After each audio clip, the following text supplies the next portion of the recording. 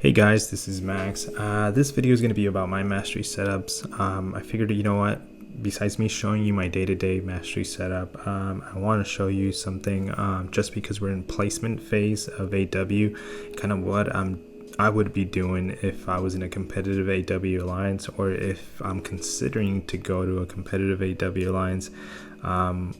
Or if you're not doing this and you are in one, shame on you. But I know most alliances don't hold everybody as a requirement when it comes to their mastery setups. But I think overall though, this is very personal when it comes to the champions you're being told to place, and kind of what nodes they're being put as well. So as you can see here, my champions that I'm going with, for the most part, they're all going to be Mystic champions. 3 out of the 5 are going to be villain champions, but let's take a look right into my mastery setup. So I'm going to show you all 3 sections. Let's go here. First, we're going to look at our offensive tree. So one of the things that I just want to make sure I don't have on is going to be here on the top right is suicides. You want to make sure that's completely off. Just that recoil will kill your champions. You know, just everything in suicide tree at the top right, even having this glass cannon, the reduction of 2.4 health, it's kind of big. It's important, especially again, it's all dependent on how competitive your alliance is. You want to make sure that tree part of the mastery setup is completely off. The one thing that I've always had on was courage, 3 out of 3. I myself have fully open unfazed 5 out of 5, so I used to actually sometimes run this 5 out of 5, and it's really not necessary, but just for the simple video here, I put 1 point on every single one of them here at the bottom. Figured if anything helps, we'll see. You know, I've always tested also different setups and masteries when it comes to AW, but here my defense setup, usually never touched it. I always kind of ran. This is kind of my day-to-day defense setup, and usually was the same case when it comes to AW. But one thing you want to make sure your champions have is probably willpower, and so that's one thing I would recommend strongly. Maybe depending on the champion you're placing, stand your ground might help, meaning like maybe I think I can only see like 1 or 2 champions actually benefiting from that. But yeah, so the other thing, proficiencies, would be one that I would make sure that make sure that you're always running, especially when placing any type of defensive champions as limber 5 out of 5, just to make it, you know, so for the most part everybody that's in a competitive alliance is expecting people to have 5 out of 5 in limber. But I would, just in case someone has a slip up, a bad day, they're trying to take on AW late at night, you know, maybe they've had a couple of drinks and they're figured, oh, let me go in and take my nodes. You never know that, you know, the conditions they're in.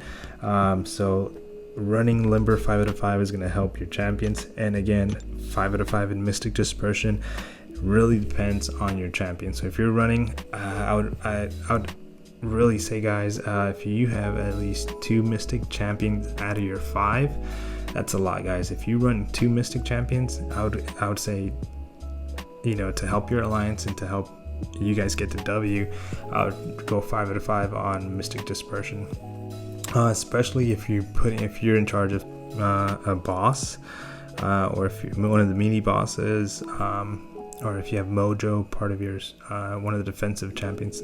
As of today, he seems to be doing getting a 1 or 2 KOs. Dr. Doom, well, any mystic, looks like magic is coming back. So 5 out of 5 on all these mystic champions is gonna help them. So what I'll do, guys, I'll clip it here. I'll end it here. Again, just to visually kind of show you.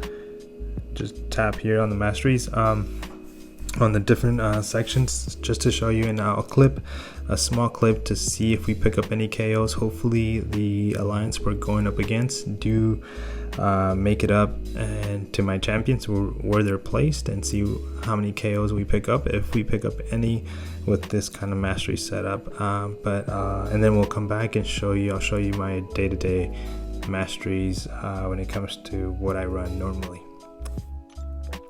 Okay guys, so the Alliance War is over. We actually got the W on this Alliance War. One thing I do want to make sure I share with you guys is that we're not in a competitive alliance. So when you look at these KOs that I got when it comes to my placement, it doesn't mean that it was because of the masteries necessarily, or because we're in Gold 1, because there's a lot of very good skill players that are just not in high competitive alliances, but they're really good at the game.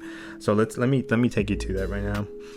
All right guys, so one thing, we're back. I wanted to skip a couple of things, screens, just to show you really not to show you the alliance we went up against just for their own privacy, but as you see here, I'm 10 KO, so my champions got 10 just I think an hour or maybe 45 minutes before the Alliance War ended.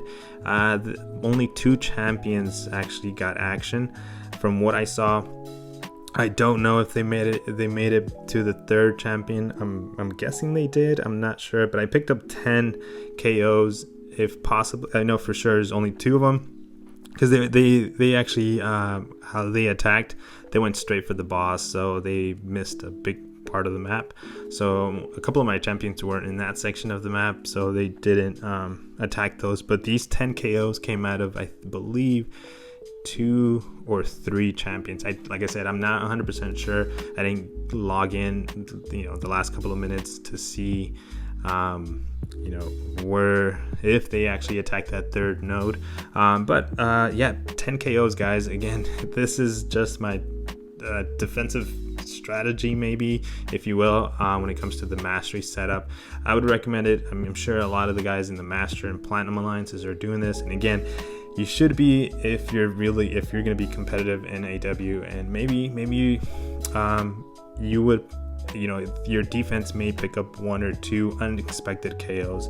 So let's jump out of the screen, and I'm gonna take you to my day-to-day mastery setup.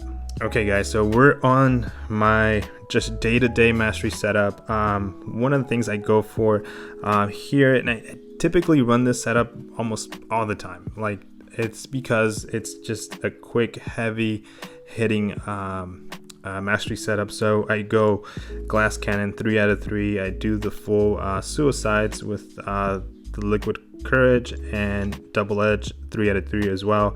I do put 1 point in courage just in case my champs fall below 50% health. I